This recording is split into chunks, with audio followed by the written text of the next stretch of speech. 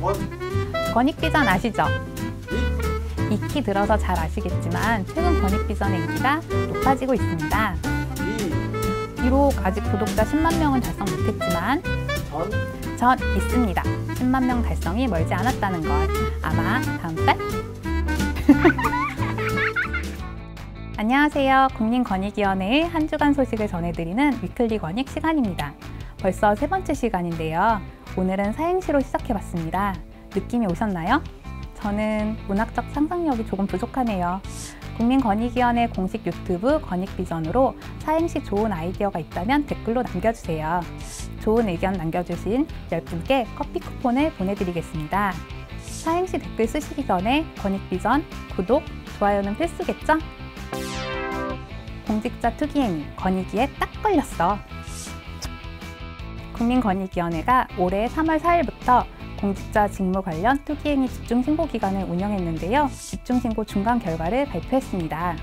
지난 4월 30일까지 국민권익위원회에 총 55건의 신고가 접수됐고요.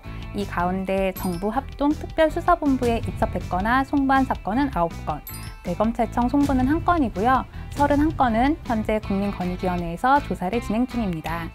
신고 유형을 살펴보면 내부 정보를 이용한 특이행위 신고가 35건으로 가장 많았고 제3자 특혜 제공 관련 신고가 6건, 농지법 위반 신고가 2건, 기타 신고가 4건이고요. 신고 대상은 국회의원, 지방자치단체장, 공무원, LH 직원 등으로 다양했습니다. 공직자 투기행위 집중신고 기간은 오는 6월 말까지인데요. 전국 어디서나 국번 없이 1398 또는 110으로 상담할 수 있고 청년 포털 부패 공익신고 누리집에서 신고하실 수 있습니다. 얼마라고요? 4억입니다. 진짜예요. 국민권익위원회가 어린이집 보조금과 연구개발비 부정수급 등 부패 행위를 신고한 신고자에게 4억 1천여만 원의 보상금과 포상금을 지급했습니다.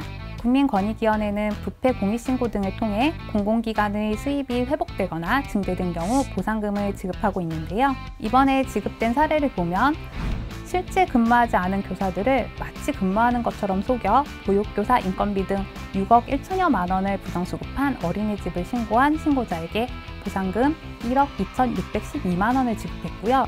연구개발비를 부정수급한 업체를 신고한 신고자에게 보상금 1억 2천만 원을 지급했습니다. 국민권익위원회는 우리 사회를 투명하게 하는 신고가 활발하게 이루어지도록 신고자의 기여에 대해 적극적인 보상을 할 예정입니다. 국민 여러분의 활발한 신고를 부탁드립니다. 부정채용, 이제 그만! 국민권익위원회가 국토교통부 산하 23개 공공기관의 채용 실태를 특별 점검한 결과 새만금 개발공사 등 15개 기관에서 부정적 채용 의심 사례가 다수 발견됐습니다.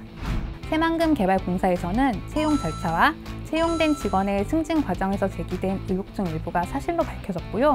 국토교통과학기술진흥원, 한국공항공사, 주택도시보증공사에서도 채용 비위 등 의심 사례가 발견됐습니다. 국민권익위원회는 채용 공정성이 심각하게 의심되는 4개 기관에 대해서는 수사 의뢰를, 기존 공정채용 관련 지침 등을 위반한 11개 기관에 대해서는 징계 등 처분을 하도록 관리감독부처인 국토부에 점검 내역을 통보했고요. 조치 결과를 국민권익위원회로 회신하도록 했습니다. 제가 퀴즈 하나 낼게요. 성폭력 피해자의 피해 등을 조사할 때 적당한 장소는 어디일까요? 1번 사람들이 왕래하는 사무실, 2번 비공개 진술 녹화실. 정답은 당연히 2번이겠죠? 성폭력 범죄 피해자가 조사를 받을 때는 피해자 보호를 위해 피해자가 외부에 노출되지 않도록 주의해야 하는데요. 한 경찰관서에서 성폭력 범죄 피해자를 조사하는 과정에서 비공개 장소가 아닌 사람들을 왕래하는 사무실에서 조사했고 피해자가 이의를 제기하자 오히려 피해자에게 부적절한 언행을 했다고 합니다. 이런 내용의 민원이 국민권익위원회에 접수됐는데요. 국민권익위원회는 피해자를 조사할 때 유의사항을 지키지 않고 피해자의 입장도 배려하지 않은 것은 부당하다고 판단했고요. 해당 경찰관에게 적절한 조치를 하도록 해당 경찰서장에게 권고를 했습니다.